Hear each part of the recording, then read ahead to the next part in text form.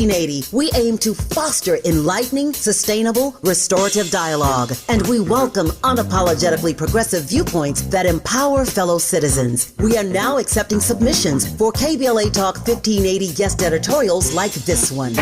With the KBLA Talk 1580 guest editorial, I'm Martin Gordon, chair of the Pasadena Community Coalition. Recently, I listened to a Tavis Smiley show conversation with James Falk. James said something that caught me off guard. Black out the Dina is gone. My community is being murdered. I said murdered. All you have to do is go to our website homepage at KBLA1580.com and click on the icon that says KBLA Guest Editorials to learn more about our editorial standards and content submission guidelines. As long as the topic aligns with our mission, we are happy to review your submission and consider it for broadcast. We can't make any promises, but we want to amplify progressive perspectives that are community-focused and solution-oriented. So, go to KBLA1580.com right now to download all the information you need about our guest editorials. At KBLA Talk 1580, we've got your black.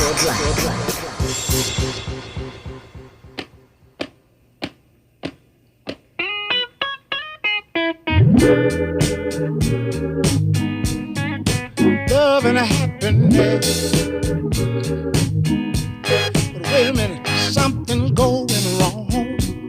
Someone's on the phone, 3 o'clock in the morning, yeah, talking about how she can make it right, yeah.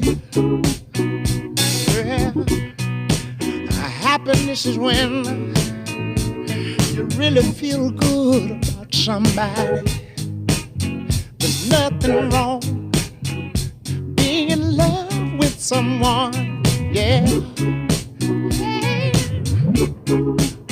Oh, baby, love and happiness. I'm Tavis Smiley. Glad to have you with us in this second hour of our program today. In this hour, 2 conversations as promised. Basil Watson, on the backside of this hour, reveals the inspiration behind his sculpture of escaped slave and South Carolina lawmaker Robert Smalls, which will become the first statue of a black American inside the South Carolina State House. We'll talk to Basil Watson on the B side of this hour. We commence this hour in conversation with our friend, brother, and regular contributor, George Mason University professor, Dr. Michael Fauntroy, about the fate of his institution's first black president, Gregory Washington, who is apparently in Donald Trump's crosshairs over diversity, equity, and inclusion. Some worry that President Washington could soon face pressure from President Trump to resign his position. Pleased to have Michael Fauntroy back on this program. Hey, Michael, how are you, sir? I'm doing well, man. How are you? If I complained, I'd be an ingrate. You know me, brother. I'm doing well, and delighted to have you on the program. Let me just read the first paragraph of this op-ed that I saw you write some days ago, which made me want to, have you on the program to talk about this, because the ways in which Donald Trump is going after these academic institutions is mind-boggling for me. And we all saw the story, a year or so ago when they pushed Claudine Gay out as the first black woman president at Harvard. And now here you have the first African-American president at George Mason, who's on the hot seat. And I raise this for a number of reasons, not the least of which is here we are in 2025. And there's so many African-American firsts that we are still experiencing. I've said this any number of times before in my career, Michael, and happy to get take your temperature on it, and I'll shut up here in a second. but there's a part of me that always it feels good, of course, about celebrating African-American first, African-American achievements and accomplishments. And yet, on the other hand, I feel some sort of way about it, because here we are in 2025, and there's still so many things that African Americans have not as yet had an opportunity to do. I say all the time, quoting my friend Jesse Jackson, the Reverend Jesse Jackson Sr., that Jackie Roosevelt Robinson was not the first Negro who could play baseball with the white boys.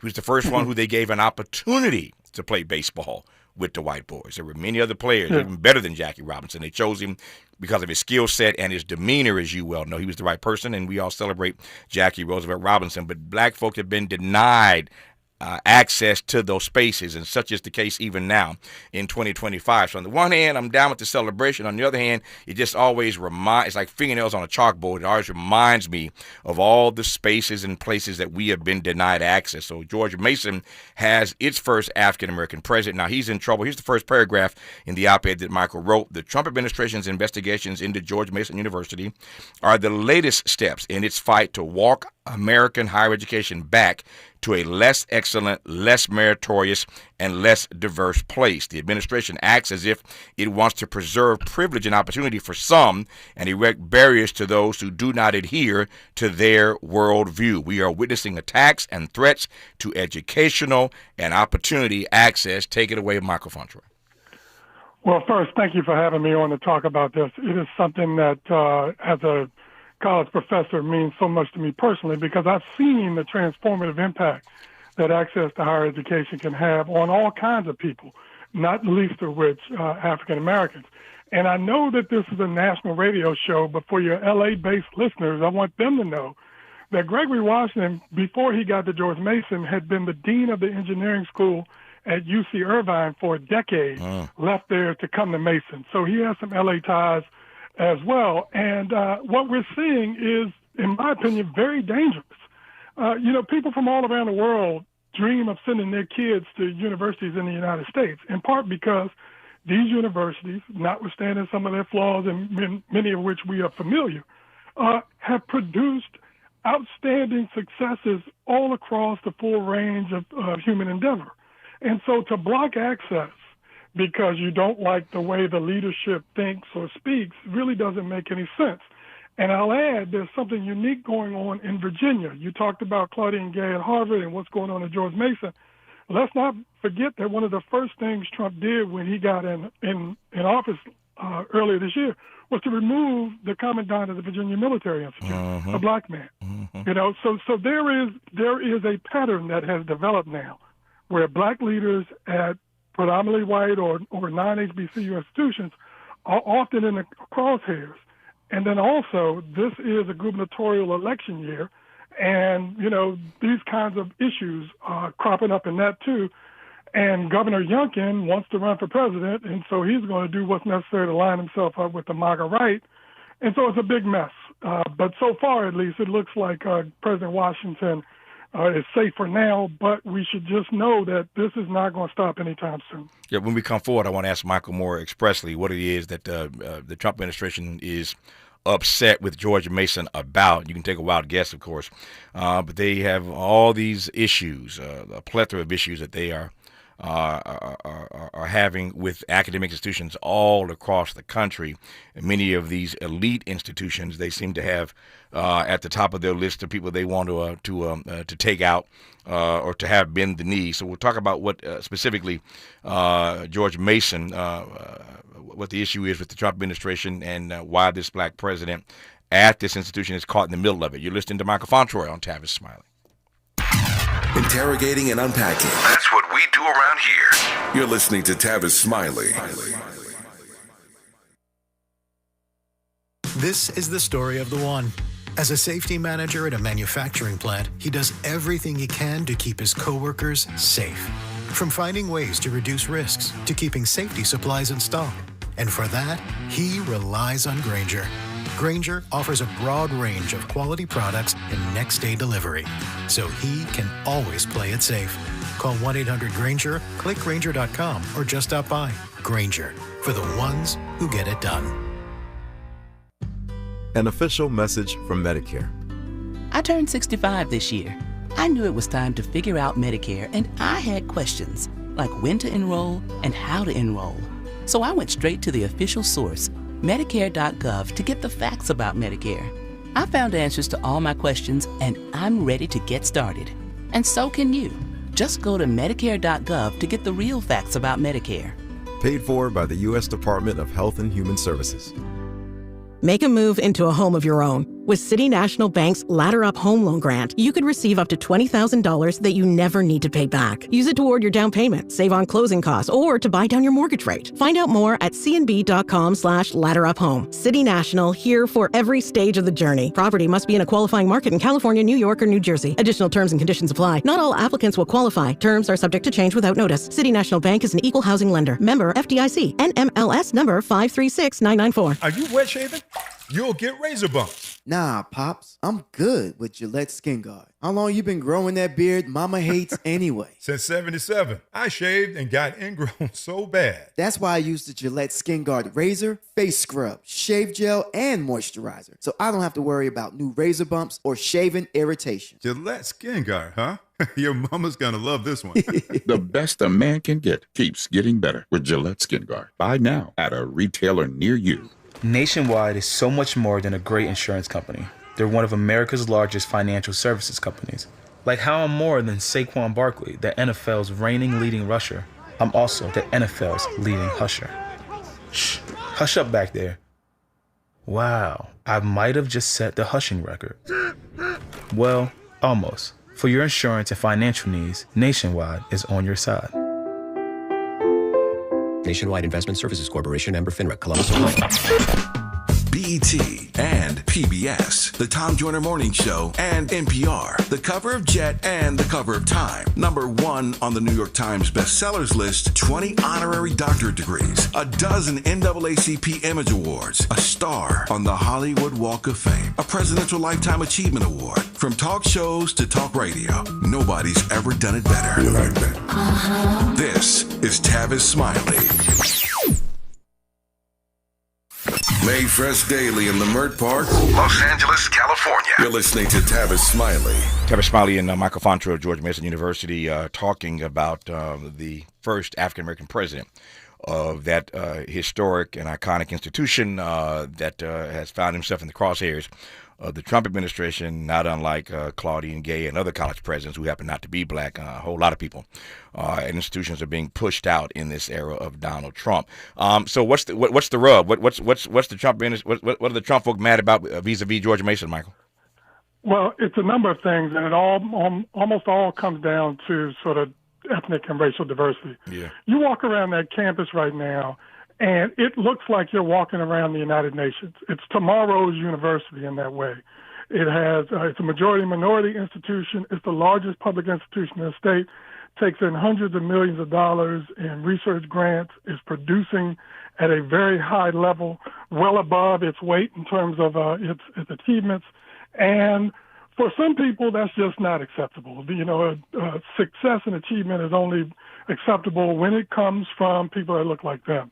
And George Mason University doesn't. It looks like what America's going to look like 20 years from now, and those kids that are on that campus right now are going to be leaders 20 years from now. And this is an attempt to sort of cut off all of that success now, notwithstanding the fact that all it does is hurt the country in the long run. Yeah, I wonder, I'll come back to that latter point about hurting the country in the long run. I ask myself every day whether or not this is sustainable, Michael. And by sustainable, I mean these attacks that this administration is waging on these academic institutions. I wonder to myself whether or not this is sustainable. And every day I wake up hoping that, maybe we've seen the worst of this. And then I open my phone and I look at the news that day, and I see another institution that's agreed to pay hundreds of million dollars to settle with this administration. So I don't know that this thing, by this thing I mean, of course, these institutions, giving into the administration. I don't know that this process abates anytime soon. Well, why would it? I mean, if the Trump administration keeps winning and doesn't get any real pushback, why would they ever stop? Yeah. Which is one of the reasons why I'm so disappointed that these universities are settling. Yeah. Donald Trump is going to be out of office in January of 2029. There's no reason to settle. Drag it out, fight it out, use his legal tactics, and just draw this thing out until he leaves, and then move on.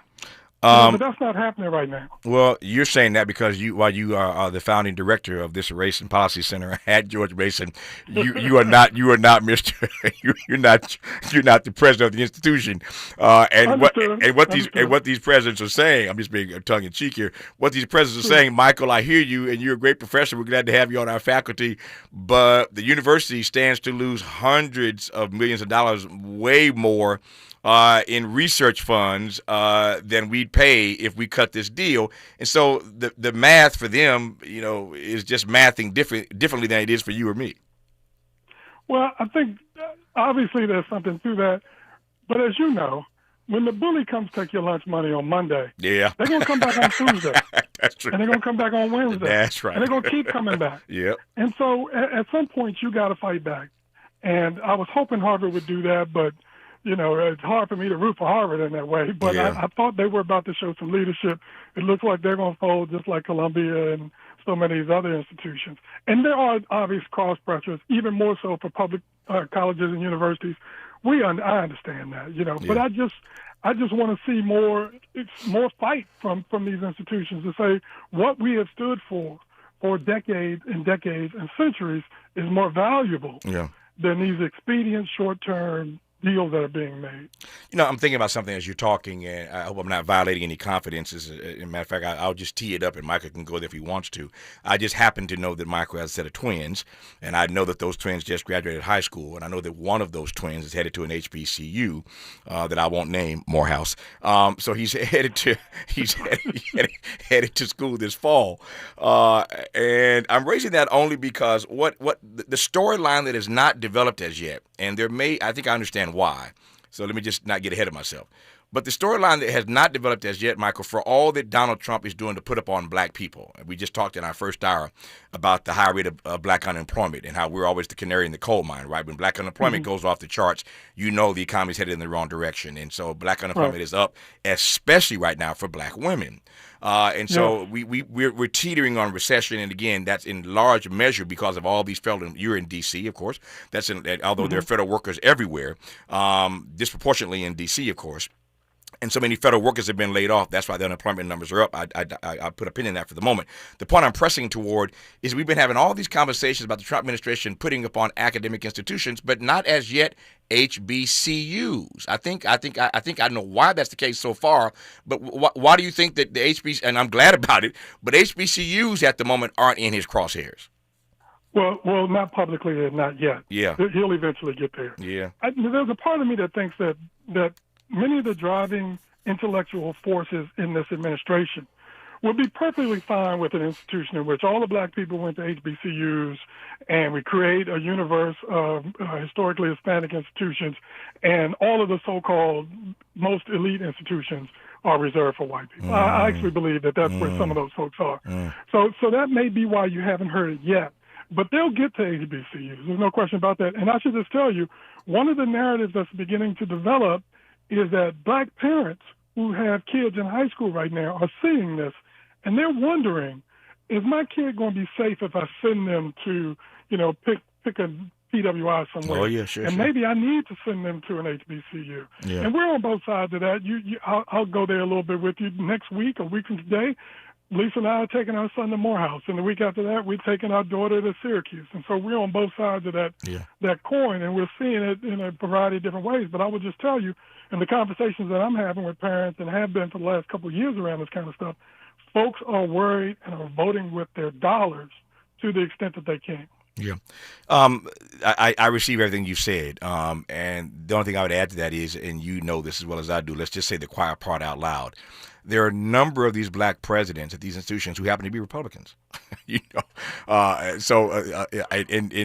certain places, that's pretty well known. I think that's one reason why they've not been put up on as well. Some of these guys, some of these people, these presidents happen to be Republicans, black Republicans, number one. Number two, or there may be prominent folks on their board. Exactly. There may be prominent black Republicans on the board. That's right. Prominent Republicans on their boards. Many of them are connected as they try to expand these institutions. They're connected to corporate America in some unique in some pretty unique ways. So they're tapped into a lot of that corporate money. And I think that, for the moment at least, Donald Trump has a bragging right when he talks about the support he's given to HBCUs. He always brags about what he did in his first term. So for a number of reasons, again, HBCUs are not being put upon at the moment. But again, I ain't holding my breath about it. I think Michael may be right. Who knows where this story develops? But for the moment, we're talking about all these other elite institutions that happen to be PWIs, as Michael put it, predominantly white institutions, not HBCUs. But I digress on that for the moment, at least. I want to circle back to what you said earlier, and no naivete here, but it really is fascinating for me to consider that we now live, as I often say, in the most multicultural, multiracial, multi-ethnic America ever. And you're right about the fact that the way that the Trump administration is moving to punish, to be punitive and pejorative toward these institutions of higher learning is, in fact, going to hurt us in the long run if we're ever trying to truly achieve a multiracial democracy. But ain't nobody thinking about that, Michael. Ain't nobody talking about that except me and you right now on this radio show. No, I think you're right, and I get it. There are more pressing, immediate concerns for people, and I get all that. But one of the reasons why America is what it is, notwithstanding all the warts that you and I talk about all the time, is because of its unique system of higher education that has drawn people from around the world, many of whom who've come here, graduated, and stayed. And American higher education has been a magnet for the world. And so I am deeply concerned about what that's going to mean. Higher education is a form of national diplomacy. It's a form of international relations. When folks can come here, attend schools in Washington, D.C., or Los Angeles, California, or Philly, or Houston, or wherever, get a taste of America and go back home and potentially dispel some misnomers that folks have around Americans and around black people in particular. Because, as you know, we are the most misunderstood people in the world. I'm glad you went there. I was going there. So you are not just prescient, you're prophetic as well, because that's exactly where I was headed with this conversation. I was in a dialogue with some people the other night, and we were talking about this very thing and how over the next few years there's going to be a brain drain on this country. And by brain drain, I mean to suggest, and there are articles already writing about this, and again, we were talking about this the other night in our gathering, that these elite students from all across the country, we're in a conversation, and Cornel West was a part of this conversation, Michael, your friend and brother and mine as well. We were talking about, he and I both had the honor of lecturing, debating at the Oxford Union, of course, in the UK. So we were talking about that and all the brilliant young people that we met when I went to the Oxford Union to speak. I mean, he went there, talking about these brilliant young minds and certainly all these Rhodes Scholars from the U.S. who were there when I presented. And we were talking about these articles that are being written now that suggest that all of these, bright young people around the globe are afraid to come to America. Many of them can't even get in right about now because of these travel bans. And so everybody's going to China now. So China has become the new destination. Obviously, they speak a different language than we speak, but a lot of these bright kids around the globe are now headed to China. One of the advantages that we have received for years, whether we ever pay attention to it or really hone in on it or not, is what Michael just said a moment ago, that these bright kids from all around the world they fight to get into America, to our elite institutions. Many of them come and stay, but so many more of them come and they go back home. And as Michael said, when they go back home and they become leaders of their country, leaders in industry, presidents and prime ministers of their countries, they have a relationship with the U.S. because they spent time in the U.S. And that bodes well for us in ways that we can't even imagine because they were trained here stateside.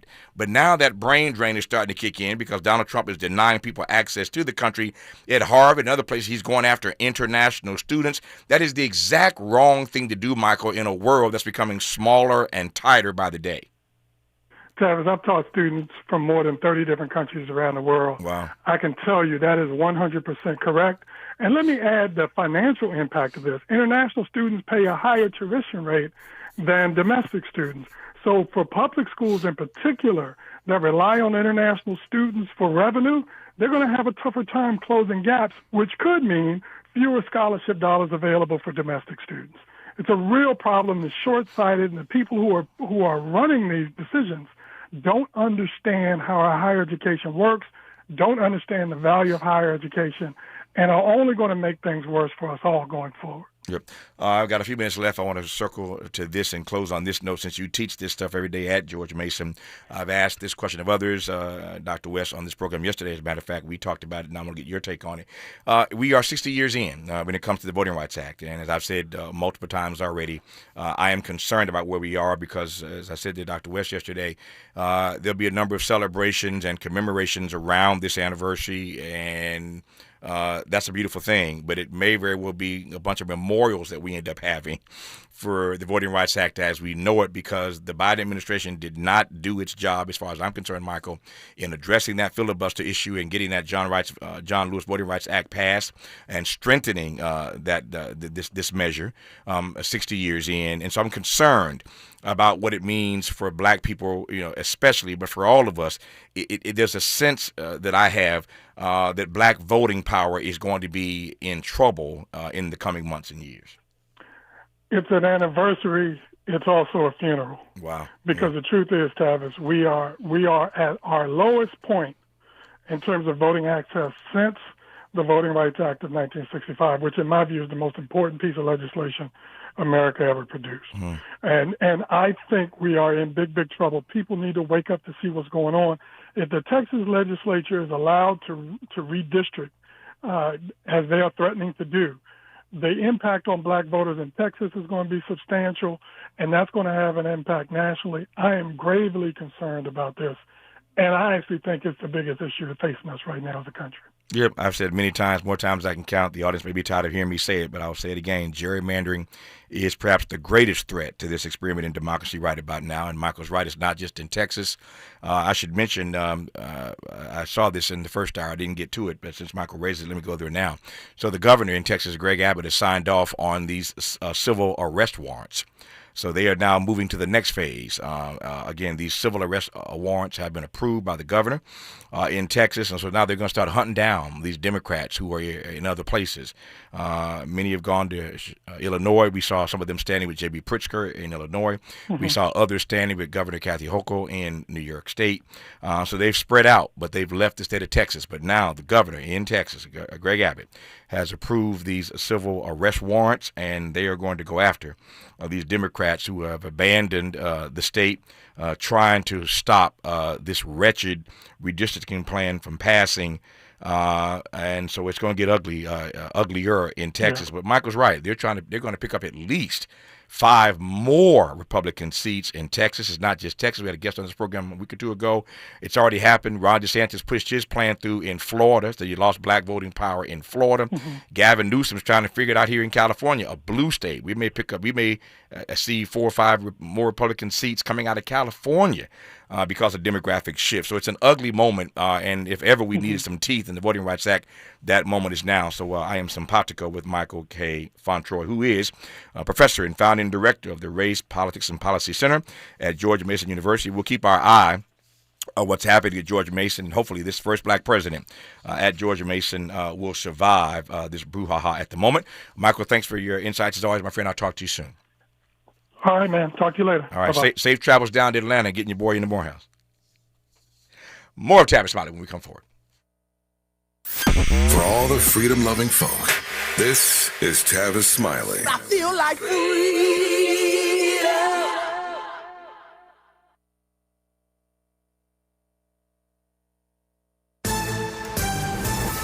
I'm Bree Wood with BIN News Now. With 3 months to go, New York City mayoral candidates are ramping up campaigns. Democrat Zohran Mamdani leads the polls with 50% support. He's backed by Senator Elizabeth Warren. So anybody who thinks New York City should work only for the billionaires probably should go with Andrew Cuomo. 100 faith leaders have endorsed Mayor Eric Adams. Singer and entrepreneur Ray J is clearing his name, denying rumors he was involved in Whitney Houston's death. On Cam Newton's Funky Friday podcast, he said he was in San Diego the night she died, not in her hotel room, calling the claims the biggest cap I've ever heard. And a black man, 22-year-old Daniel Cressy from New Orleans, may become Louisiana's first person cured of sickle cell disease through gene therapy. The breakthrough could help him achieve his dream of becoming a pilot. Get BIN News Now on demand 24/7 on the iHeartRadio app. Is your concrete cracking? Is your uneven walkway dangerous? Do you need to level that concrete porch or patio? Contact Groundworks, the concrete lifting experts. Riverside, get your free inspection today. Learn more at groundworks.com. This is the KBLA Sports Minute with Ray Richardson.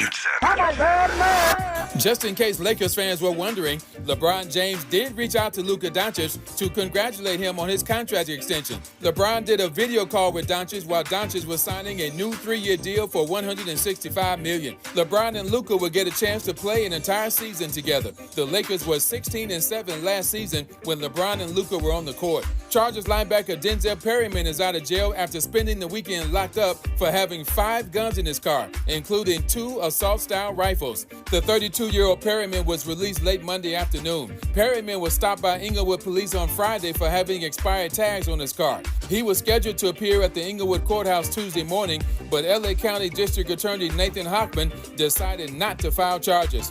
No debates, no speculation, just the info you need. That's your KBLA Sports Minute. I'm Ray Richardson. More news, opinions, and conversation when we come forward on KBLA Talk 1580. We've got a lot to talk about.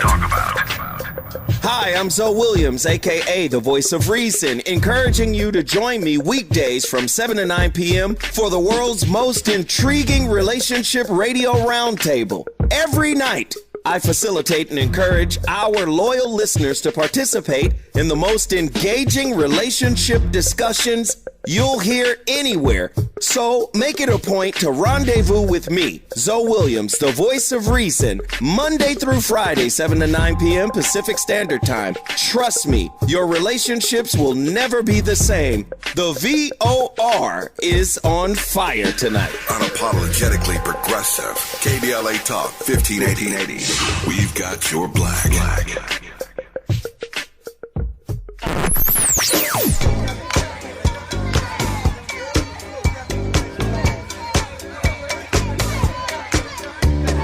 This is KBLA Talk 1580. Talk radio. That's music to your ears. We're unapologetically progressive. KBLA Talk 1580. Every day, a child in poverty waits for a sponsor is another day of hopelessness. There are thousands of kids who've been waiting over a year. End their wait. Sponsor a child with compassion today. Just text the word radio to 83393. Paid for by government.com. Did you know the United States Mint has issued a new Morgan silver dollar coin in proof condition for the first time? Not only that, they are also minted in 99.9% pure silver for the first time ever in history. Coin experts are calling this an amazing opportunity for anyone that knows the enduring popularity of Morgans. But you must hurry. Only 400,000 of these legal tender silver dollars were issued. These first ever Morgan silver dollars are brand new with stunning mirror-like finish, minted by the iconic San Francisco Mint. Call now and you're guaranteed a new first ever 99.9% pure silver proof Morgan dollar. To learn more, call 1-800-973-9717. If you order now, you will receive a free coin collector bonus pack, a $25 value, free with every order. Call 1-800-973-9717 now to secure your new Morgan silver dollars before they are gone. That's 1-800-973-9717. Your child is 18, and suddenly you no longer have legal access to their medical info, even in an emergency. No health decisions, no financial help, nothing, unless you plan ahead. That's why Trust and Will created the Young Adult Plan. It includes HIPAA authorization, healthcare directives, and power of attorney. Everything your child needs to stay protected and stay connected. Go to trustandwill.com and get your Young Adult Plan for just $69. Because turning 18 shouldn't mean cutting parents out of the picture. Trust and Will is an online estate planning service. See website for details. Trust and Will. Some things can steal your sunshine. Ugh, I just got my hair done. Sorry, the cooler's broken. Anyone see my flip-flops? Anyone? But COVID-19 can steal a lot more. I just took a COVID test. Ugh. Prescription medications for COVID exist. If you test positive this summer, ask your doctor if they're right for you. Visit PfizerForAll.com/COVID-19 to learn more. Sponsored by Pfizer. Let's get back to more of this rich dialogue with Tavis Smiley. Tavis Smiley and Basil Watson, who joins us now to reveal the inspiration behind his sculpture of an escaped slave in South Carolina lawmaker Robert Smalls, which will become the first statue of a black individual in African-American, I should say, in the State House. Basil, good to have you on. How are you, sir? Hello, Tavis. It's good to be with you. It is good to have you on this program, sir. Tell us about Robert Smalls, for starters. Well, Robert Smalls was an outstanding American, African-American. He was born into slavery in 1839, but became a Union hero, politician, advocate for African-American rights. He served in the Senate and in the State House in South Carolina, and just a remarkable person. Yeah. How did this commission come to be, Basil? Well, the people in the House decided that in South Carolina wanted to honor him and put him on the state's grounds of South Carolina. So they made an open call, which I entered, and I was chosen to be the artist to do the monument. Yeah. This is not obviously the first time that you have been chosen to do an iconic piece of work, but I'm just curious, how does it feel when you are selected to do something that represents something that is as historic as this will be, given that it would be the first African American represented inside the State House? Well, I see it as a great honor and verification of my career, but a great honor to contribute to the public dialogue about human rights, civil rights, and it's just a great honor to be given this opportunity. Yeah, I am. This story in South Carolina is interesting to me, primarily because I mentioned earlier there are all kinds of statues on the state ground. In South Carolina, but never again an African American on this sacred space. And I'm thinking about all of these statues over the years that have been erected, statues that have been taken down. I just saw a story, and I'm trying to put my fingers on it fast enough, and I can't, but I saw a story today before I came on the air about a particular statue of a Confederate officer that was taken down, that the Trump administration said they're going to put back up. And I'll find the story maybe here in a few minutes here. But we were in a period where some of these statues of persons who were not so distinguished were coming down. And now, again, the Trump administration is putting these statues back up. So I'm glad to see in that space, in this moment, that we have a statue of an iconic person like Robert Smalls being designed by Basil Watson to go up inside the State House in South Carolina. But give me your sense of what these statues, I mean, you're a sculptor, but just, I don't mean to make you political, not that I have to, but give me a sense of as an artist, as a sculptor, of what you think these statues really mean. Well, there's a big debate about whether these statues of Confederate soldiers and commemorating Confederate values should remain or should they be taken down. And while that debate continues, I personally think that art should represent truth, and public art should represent our values as we see them. And those statues, Confederate statues, were put up by people who promoted Confederate values, and those are values that we don't want to continue to promote. But despite that debate, we need to not only take down or take away, but we need, more importantly, to put up symbols that represent our values. And so the focus needs to be uncovering a lot of these stories and telling them. It has been, the history of the Black people in America has been hidden, and it needs to be told. Yeah. My team just found this story for me. I knew I'd seen it somewhere. I read so much stuff trying to prepare for this show every day. The statue, Albert Pike, was the only statue of a Confederate general in the nation's capital. It was toppled by protesters on June 19th, 2020. That's actually Juneteenth. So on Juneteenth, 5 years ago, this statue of Albert Pike, again, the only statue of a Confederate general in the nation's capital, was toppled. And now we are told that the National Park Service is planning to restore and reinstall a statue of this Confederate general named Albert Pike because the Trump administration wants it done. So, again, we have seen these statues get toppled. We've seen them come down, certainly since the murder of George Floyd some years ago now.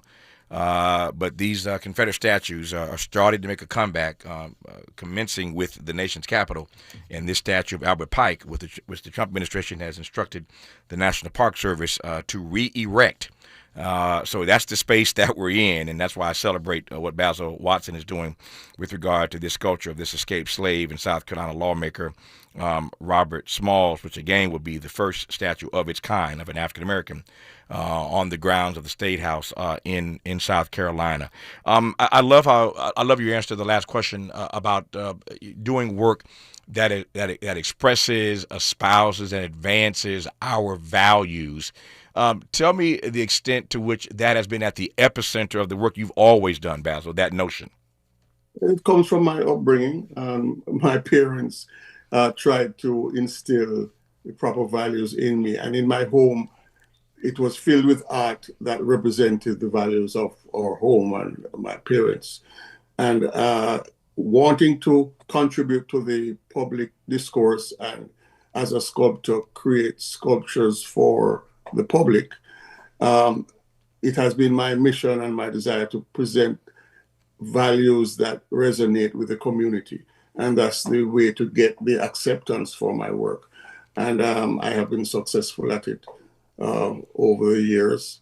And I think it's important that we represent so that the young, especially the young, and this is the value of art really, that it inspires the correct values, in people.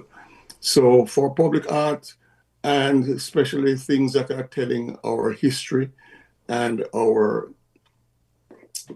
philosophy as a nation, should be putting things that focusing on creating monuments that inspire us to move higher and not to look back on times that were not equitable. Yeah. There's so many ways that Donald Trump is pushing back on the arts community right about now. I want to get Basil's take on that when we come forward. Just what it means to be in a moment. I've always believed that artists are the gatekeepers of truth. I love talking to artists, all kinds of artists, visual artists, music artists, artists who write. I celebrate artists. I'm an artist lover because, again, I believe that artists are the gatekeepers of truth. And you heard Basil talking about that, how we can use sculpture to advance our values in society. I was saying on this program yesterday, as I recall, that over the weekend I had to go to an art exhibit and ended up running into the great Betty Saar, who has now achieved the age of 99. In fact, the day I saw her, she had just turned 99 the day before, so we had a little impromptu birthday celebration for Betty Saar. And I just seeing her just did so much for me, given all the great art that she's given to the world, again, now having achieved the age of 99. And I raise that only because Basil Barrington Watson has been highly regarded for 45 plus years, given all the great work, the great artistic gifts he has given the world. But he just happens to be the son, though, of the internationally renowned painter Barrington Watson, that is, Barrington Watson. So I would just talk to him about what it's like trying to find your own sea legs when you are in the shadow, my word, not his, of a great artist named Barrington Watson. We'll talk about that part when we come forward on Tavis Smiley. From Leimert Park with love, this is Tavis Smiley.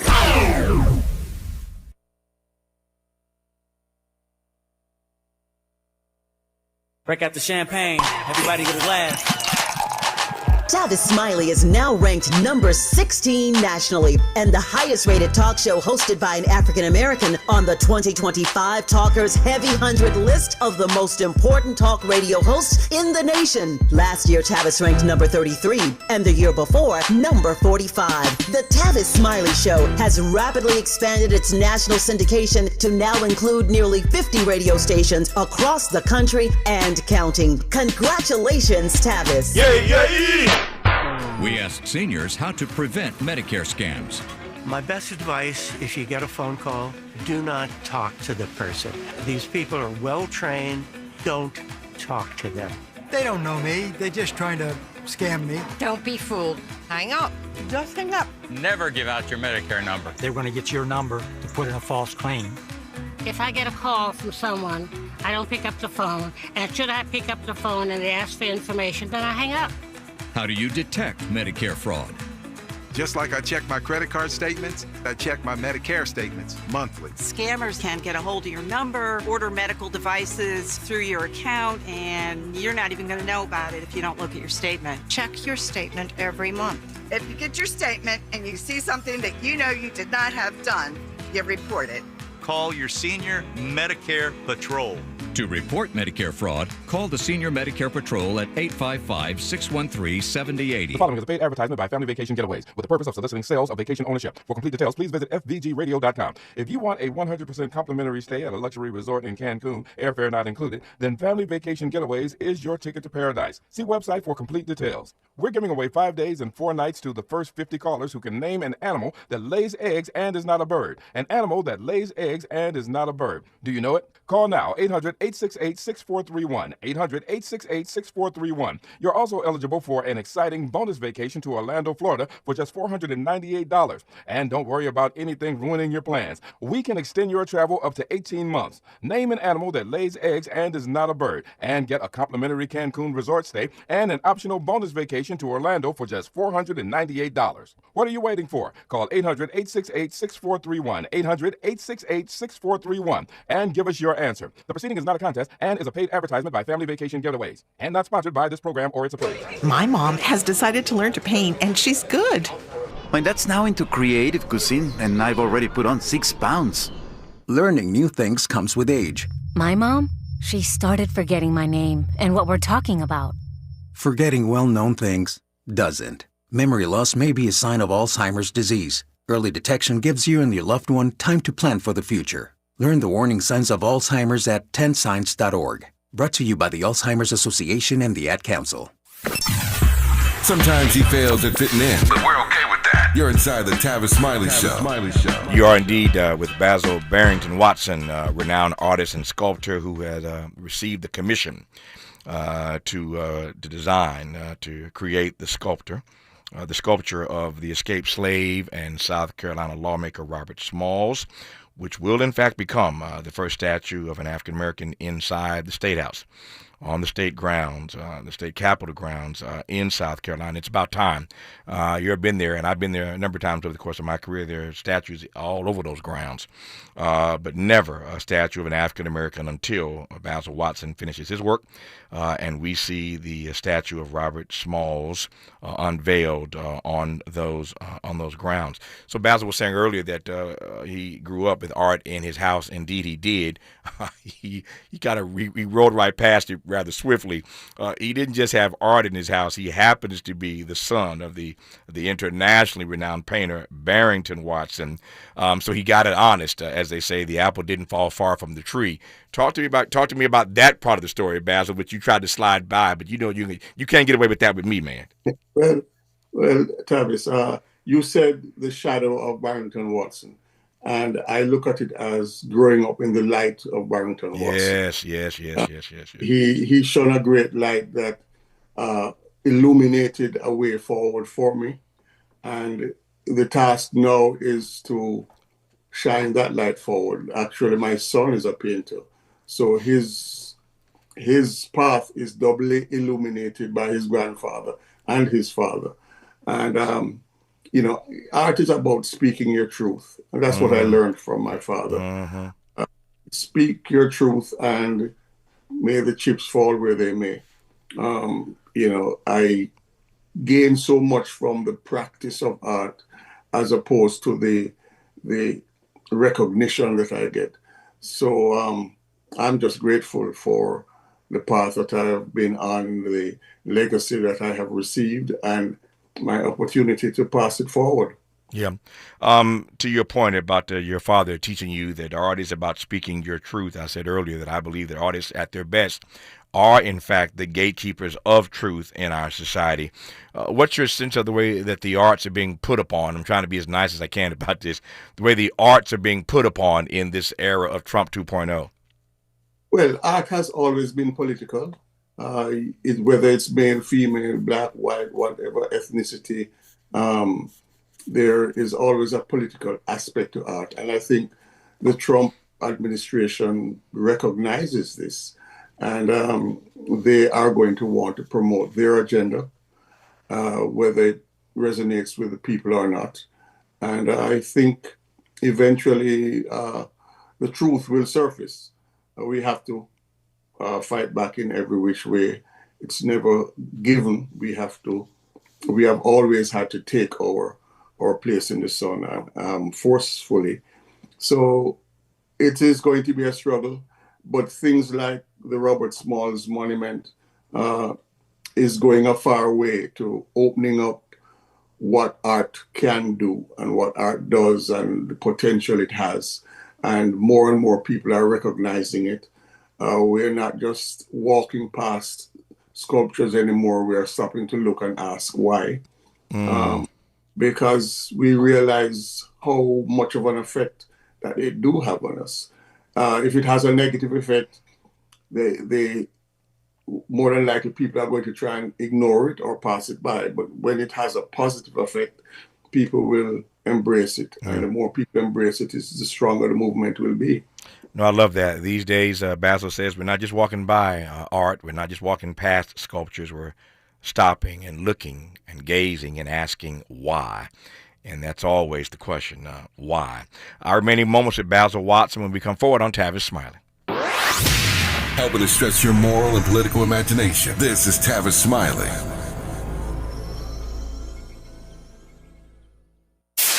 KBLA Talk 1580. We've got a lot to talk about.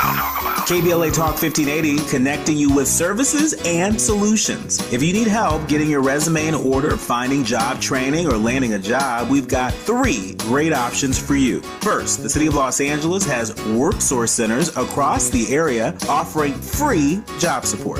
The California Workforce Development Board can help you with everything from GED prep to vocational training at no cost to you. On the federal level, the Department of Labor's American Job Centers offer a full range of services for job seekers and businesses alike. Visit careeronestop.org, or for more info, just call California's Help Center or visit cwdb.ca.gov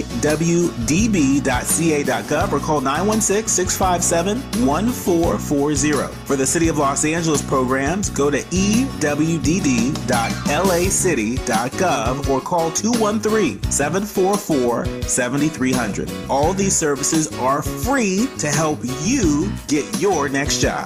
This is a community call to action from KBLA Talk 1580.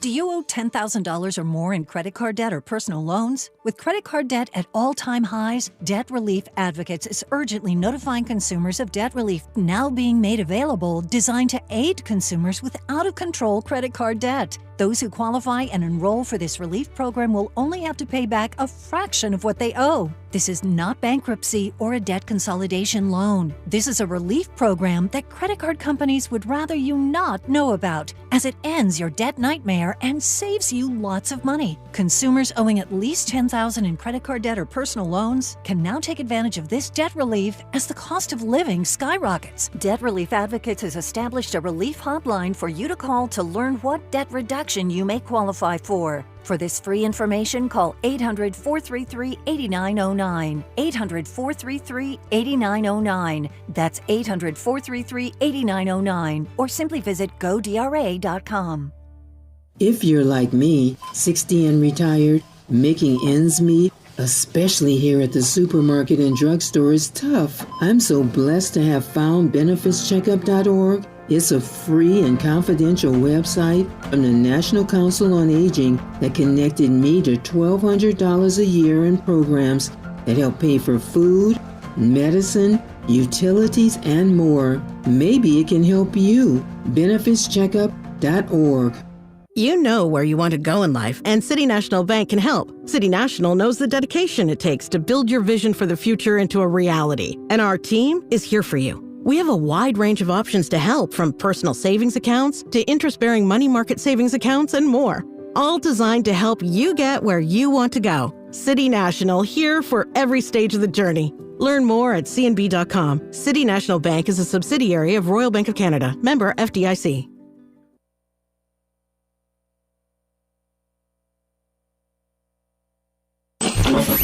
Freedom is an endless meeting. So let's get back to it with Tavis Smiley. Tavis Smiley and Basil Watson for the next 3 minutes here before I lose him at the top of the hour. I am told that Basil Watson's plan for this Robert Small statue will depict the icon's journey from illiteracy to pioneering statesman, using a stack of books as a platform symbolizing Smalls' elevation. The completed sculpture, I am told, will be about 12 feet tall. Did I get any of that right, Basil? You got it all right. Okay. And where are you in the process? Well, we are in the process of finally getting the contract together. Mm-hmm. I think work should start early next year. Mm-hmm. And it will take probably another year or so before it's ready for being put on the grounds. Yeah. Let me offer this as my exit question. Again, there's so many things I celebrate about artists and love, of course, having conversations with artists. But it seems to me that what you get to do as a sculptor literally is to shape history. That's a high honor. That's an amazing calling, to be so gifted in this world that you, with your hands, shape history. And what you end up shaping, that work becomes your afterlife. That's an enviable spot to be in. I mean, I wish I were gifted in the way that you are, Basil, but to be able to take your hands and to shape history and then to have that history on display for time eternal and for that work to then become your afterlife is a beautiful thing, Basil. I try not to think about that. That turns up the pressure.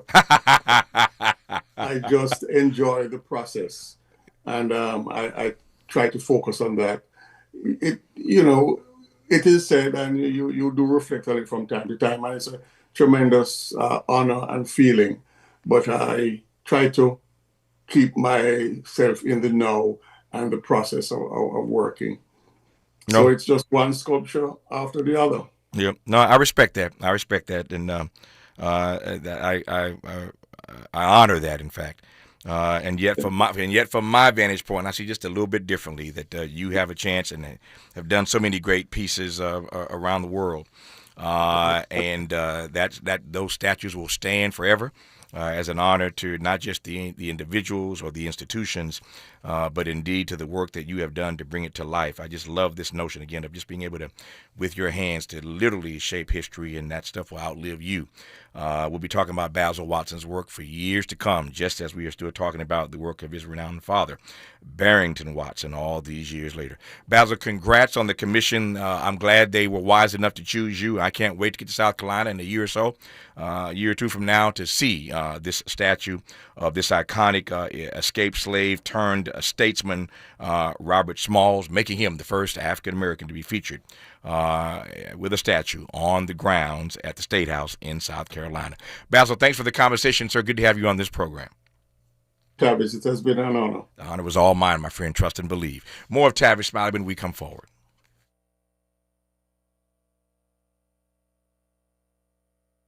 KBLA 1580 Santa Monica. I'm Bree Wood with BIN News Now. With 3 months to go, New York City mayoral candidates are ramping up campaigns. Democrat Zohran Mamdani leads the polls with 50% support. He's backed by Senator Elizabeth Warren. So anybody who thinks New York City should work only for the billionaires